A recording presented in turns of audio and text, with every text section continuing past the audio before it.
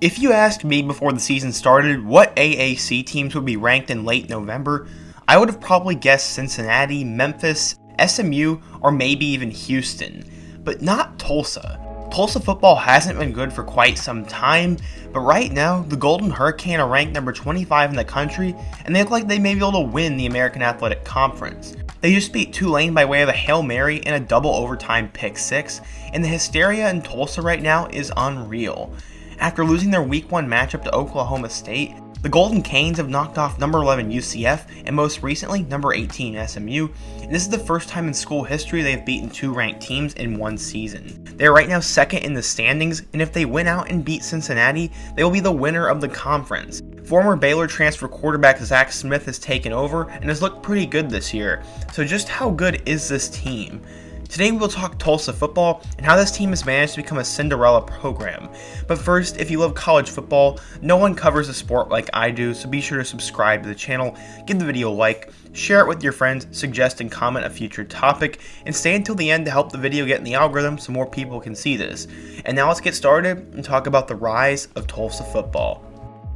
In a season of living dangerously and routinely falling behind and expecting the defense to save the day, Tulsa football had finally seemed to create a problem that its tremendous defense couldn't solve. Against UCF, they rallied to win after trailing by 18 points. Against East Carolina, they rallied to win after trailing by 14 points.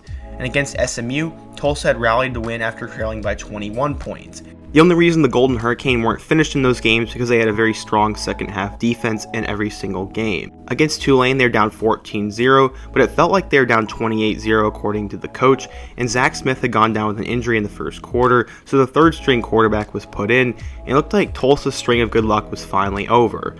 They were down 7 with just a few seconds to play, and the third string quarterback completed a Hail Mary pass to the back of the end zone and forced overtime. After trading back-to-back field goals, Tulsa would win when potential All-American linebacker Zaven Collins took a pick six 96 yards to the house, and Tulsa managed to win another close game. The game lasted nearly 4 hours, and the 25th ranked Hurricane would continue on, and the dream season was still alive. As I alluded to earlier, Zaven Collins has become one of the best players in all of college football this year, and has gone from an unranked recruit to a potential first-round pick after consistent big-time performances. He also had the game-sealing interception against SMU just last week. After that win over SMU, Philip Montgomery was selected as the Dodd Coach of the Week, and Philip was honestly not expected to have a big year.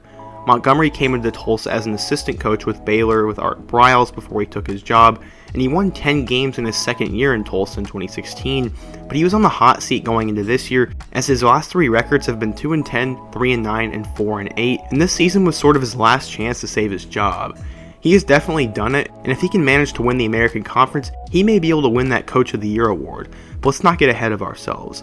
Zack Smith started and played at Baylor for a while, but he elected to transfer and he chose the Golden Hurricanes. He got injured in the first quarter, as I said, and had to leave the Tulane game with a torso injury, but so far he has thrown for 1,266 yards and 10 touchdowns, while he has thrown a concerning 6 interceptions. The third stringer found a way to win the game and completed that Hail Mary pass though, so maybe he will end up taking the job. They aren't just a passing team though, as TK Wilkerson and Deneric Prince have been really solid at running back, and they've rushed for a combined 700 yards and 6 touchdowns on the year. Josh Johnson has been the best wide receiver on the team, as he's caught 32 passes for 408 yards and 5 touchdowns, and Keelan Stokes has caught nearly 500 yards and 2 touchdowns as well. As I said earlier, Zaven Collins could be an All-American, and this defense has been elite. So what can we expect moving forward?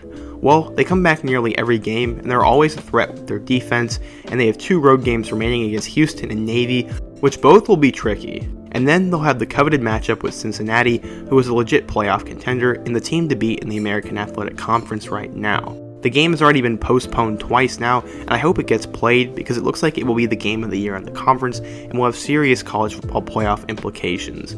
So what can we expect? I think they're definitely good, but their luck will likely run out, and they can't expect to get down early and always come back and have their defense bail them out. I think they'll beat Houston and Navy, but I think they'll lose to Cincinnati. But what do you guys think? Let me know down in the comment section what you think of this Tulsa team. Let me know what you think they're going to do in their last 3 games, and let me know another topic I should do next. Before you go, don't forget to subscribe and give the video a like, and until next time, peace.